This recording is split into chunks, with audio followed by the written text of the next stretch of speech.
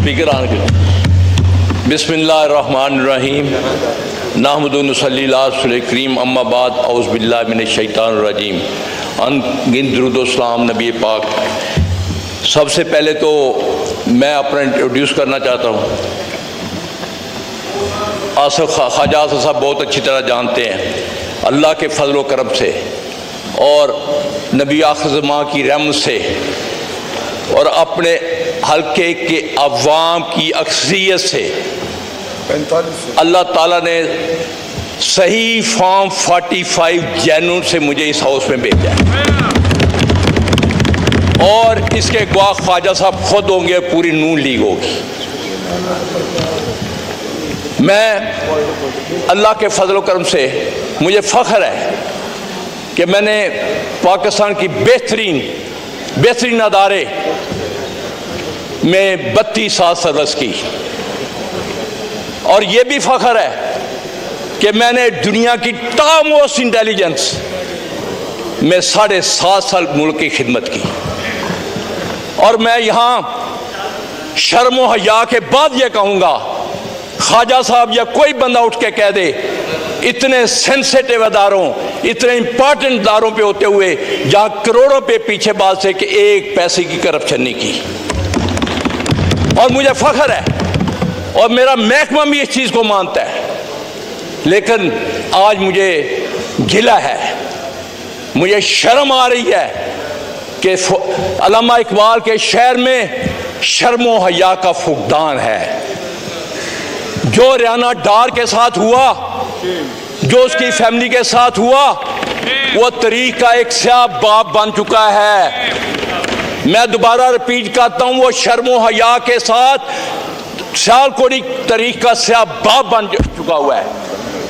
उसके बाद हमारे घरों में ख्वाजा सा उठकर कह दे अजीम नूरी जैसा शीफो नफ्स सोमो सलात का पाबंद, उसके घर रात के 2-3 बजे पुलिस दाखिल होती है, बच्चियों को बाहर निकाला जाता है और आज तक शर्म व हया के वो एक दफा मजम्मती लफ्ज नहीं कहे, जबकि मैंने ख्वाजा साहब खड़े होकर कह दें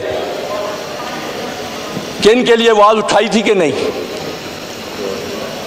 आज मुझे तकलीफ है, मुझे मेरे महकमे ने जिसकी मैंने खिदमत की,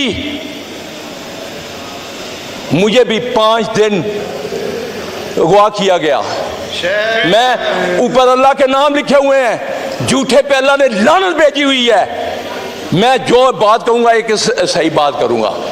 एक दफ़ा जब हम बरसरकदार थे, यही ख्वाजा आसिफ रिश्तेदारी पुराने तलकात का पहाड़ जोड़ते थे और मुझे सबसे बड़ी तकलीफ ये है कि जिस थाली में खाते हैं उसी में सुराख करते हैं।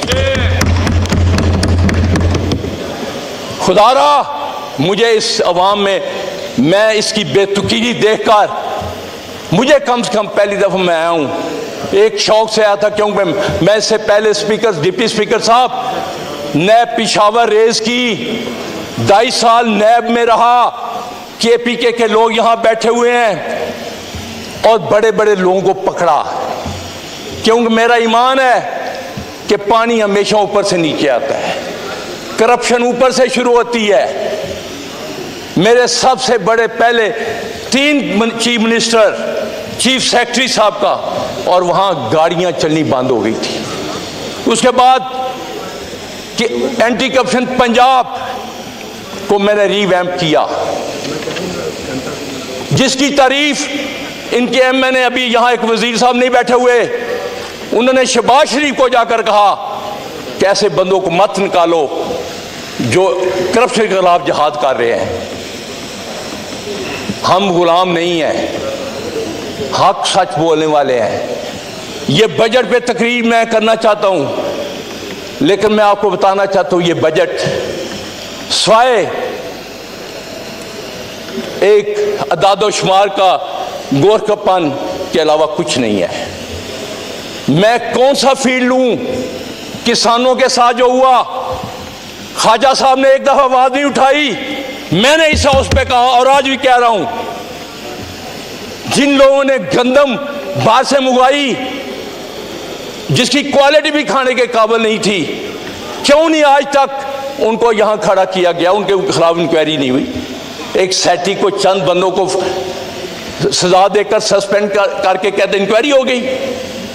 मैं स्पीकर साहब इस हाउस में आईपीपी जो हमारी हड्डियां निचोड़ गया है, जो गरीबों का खून निचोड़ गया है, क्या स्पीकर साहब आपकी तवज्जो 2 मिनट चाहता हूं। डिप्टी स्पीकर साहब, तो ये दीवार है। डिप्टी स्पीकर साहब, मैं बैठ जाऊं?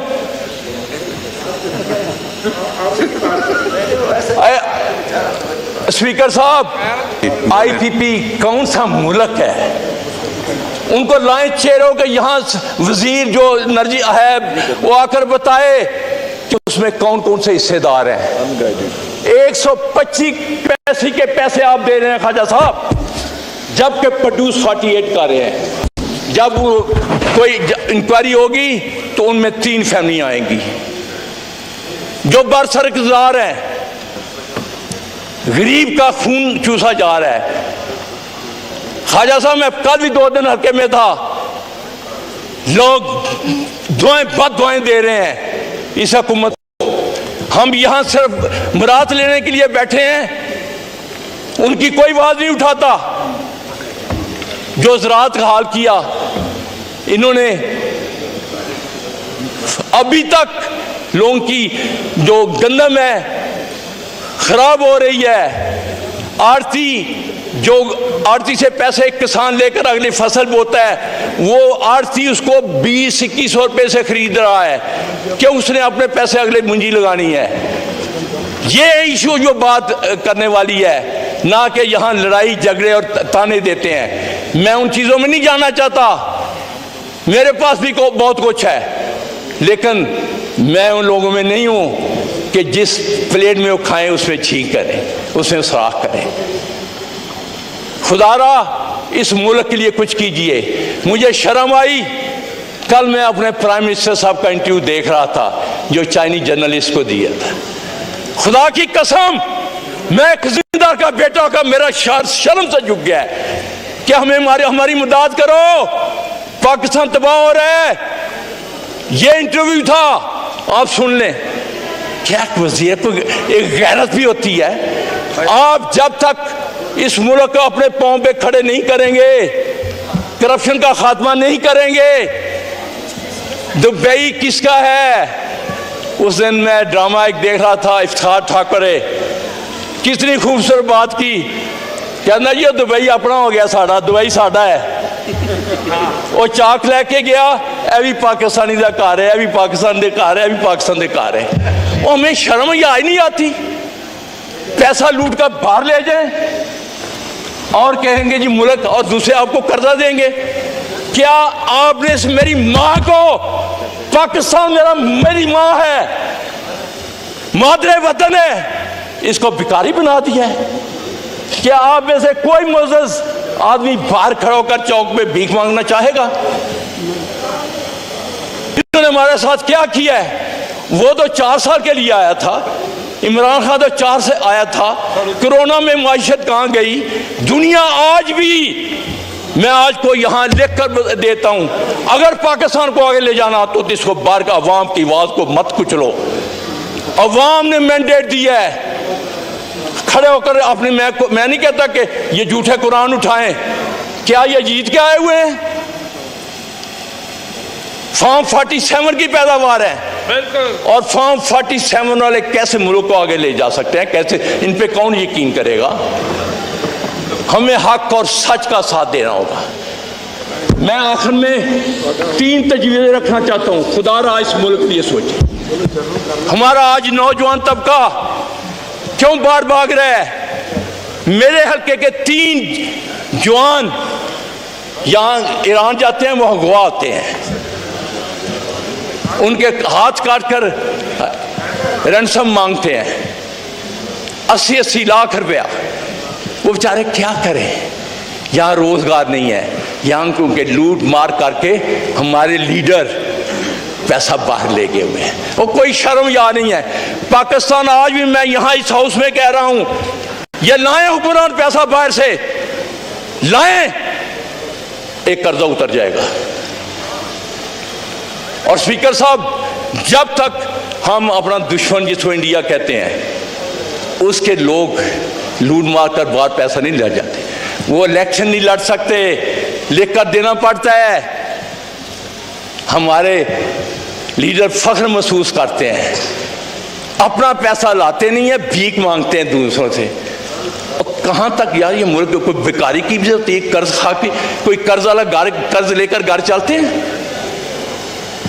नौजवानों को सर, स्पीकर साहब, मैट्रिक तक कम से कम हुनर, कोई स्पेशलाइजेशन, उसको अच्छे स्पेसिफिक ट्रेनिंग दें, उसको हुनर सिखाएं, कम से कम वो ग्रेजुएशन करके नौकरी के लिए दरबदर ना हो, कोई काम तो करे। हमें स्किल वाले लोग चाहिए। ज़राअत, मैं बचपन से सुन रहा हूं कि ज़री मुल्क है, जहां अल्लाह ने सारे सीजन रखे हुए हैं, बेहतरीन सीरियल है, होता है उस मुल्क में कहता आ सकता है, उस मुल्क में गंदम की छाट, और हमने क्या असर किया, और अभी भी शर्म याद नहीं है। जो 5 अरब रखा है वो पता किसके लिए रखा है? सुन ले, एक मिनट गुजारिश है, 1 मिनट, 10 मिनट तय हुआ था, खत्म कर, आपका 11 मिनट से ऊपर हो गया है। वाइंड अप करें। इस मुल्क को तरक्की करनी है तो नौजवान को हुनर सिखाना होगा। आईटी में मैं बजट पढ़ रहा था, एक ऐसी राह जाते 25 अरब रख दिए। ये आईटी का दौर है, हमें आईटी को तरक्की देनी होगी, उस पे लोगों को लाना होगा। और ज़राअत, जब तक आप ज़राअत को तरक्की नहीं देंगे, सही मानों में किसान को मुआवजा नहीं दे, मुल्क तरक्की नहीं कर। आखिर मैं एक शेर के साथ आपसे जाऊँ, खुशियों का एक नगर आबाद होना चाहिए, खुशियों का एक नगर आबाद होना चाहिए, इस निज़ामे ज़र को अब बर्बाद होना चाहिए। गुमान तुमको के रास्ता खो रहे हैं, यकीन मुझे हम मंजिल खो रहे हैं। काट रहा है कि यकीन मुझको के रास्ता खो रहे हैं, काट रहा है, यकीन मुझको के मंजिल खो रहे हैं। और आखिरी एक शेर अपने किसानों के लिए, गरीब हो गया। शुक्रिया जनाब, शुक्रिया। अब औरों को मौका दें। अब एक शेर हो गया।